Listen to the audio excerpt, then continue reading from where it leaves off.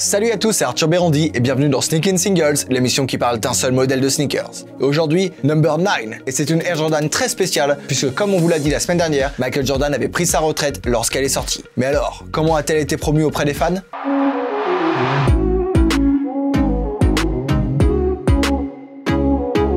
Le 6 octobre 1993, l'impensable se produit. Alors au sommet de sa carrière, Michael Jordan annonce sa retraite à seulement 30 ans, ce qui est jeune pour un joueur de basket, surtout d'une telle envergure. Et une telle décision mérite interrogation pour Nike et Tinker Hatfield, qui croyaient instaurer tranquillement la Jordan Brand comme il l'avait commencé avec la 7 et la 8. Peut-on continuer une telle collection alors que le joueur en question a pris subitement sa retraite? Pour la 9, le design était déjà prêt à sortir, donc la question se posait plutôt pour la Air Jordan 10. Mais même, comment faire la promotion de la Air Jordan 9 sans Michael Jordan qui la porte sur les cours? Dans l'histoire de la Air Jordan, on a vu que c'était évidemment la meilleure pub possible pour vendre les chaussures de sa propre gamme. On la verra quand même faire des apparitions sur les terrains sur les pieds d'autres joueurs et celles-ci serviront de chaussures pour la statue de Michael Jordan érigée devant le stade des Chicago Bulls. Mais avant de passer au design de la chaussure, il y a quand même une question qui doit vous tarauder. Il est où Michael Jordan? Eh bien, comme dit dans le dernier épisode, il a pris sa retraite à cause de l'assassinat de son père dont il se sent entièrement responsable. Son père était joueur de baseball et il a voulu lui rendre hommage en entamant une carrière de baseballeur. Alors, était-il aussi bon en baseball qu'en basket?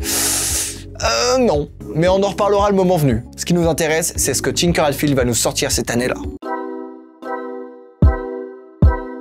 Encore une fois, Tinker Hatfield était à la recherche d'évolution. C'est alors qu'un autre innovateur, le designer Mark Smith, est entré dans la danse. Tinker Hatfield lui demandera alors de proposer une histoire internationale et de faire de la semelle extérieure le support narratif de celle-ci. Donc, une semelle qui raconte une histoire. Ouais, je sais, ça fait bizarre moi aussi quand je me suis imaginé ça. Bon, que raconte donc cette semelle? Les éléments graphiques parlent d'eux-mêmes en réalité avec des motifs de globes et des mots dans différentes langues. Bon, je vais pas vous le faire pour chaque mot parce que je vais vous perdre, mais sur la chaussure droite, on avait le droit à un mot en français, un mot en espagnol, en italien et en allemand, et sur la chaussure gauche, un mot en russe, en swahili et en allemand. En gros, tout ça formait une phrase avec tous les mots à la suite dans une langue différente. De quoi expliquer l'aspect international de la paire avec cette semelle extérieure. Ces mots évoquent en vérité la vie de Michael Jordan comme les mots force, dédié ou intense, que ce soit en dehors ou sur le terrain. Smith déclara qu'il voulait créer plus qu'une paire de sneakers avec ce concept. Il voulait raconter une histoire sur le thème de la bonté envers les autres. La bonté envers les autres? Michael Jordan? C'est pas lui qui a réduit à néant le rêve des joueurs qui voulaient finir MVP pendant qu'ils jouaient encore? Je plaisante évidemment, car au fond, Michael Jordan avait un grand cœur en dehors des terrains. Bon, en plus de ce concept narratif, cette nouvelle semelle a une grande adhérence et niveau technologie, on est bien au-dessus de la 8.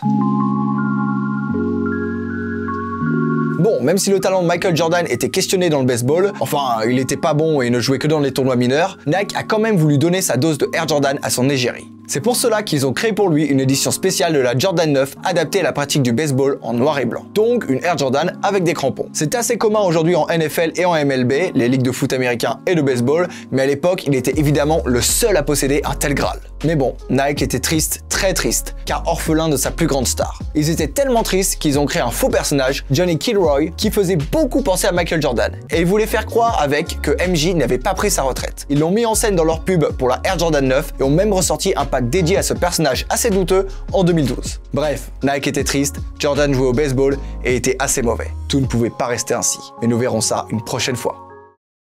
Merci à tous d'avoir regardé cet épisode de Sneakin' Singles. N'hésitez pas à liker, à commenter et à vous abonner si vous avez aimé la vidéo. On a aussi un compte Instagram avec des émissions exclusives chaque semaine, n'hésitez pas à nous suivre. Nous remercions notre partenaire KikiKicks qui, comme d'habitude, nous fournit toutes les paires que vous voyez derrière moi et dans les vidéos. Quant à moi, je vous dis à très vite sur Sneak On Air.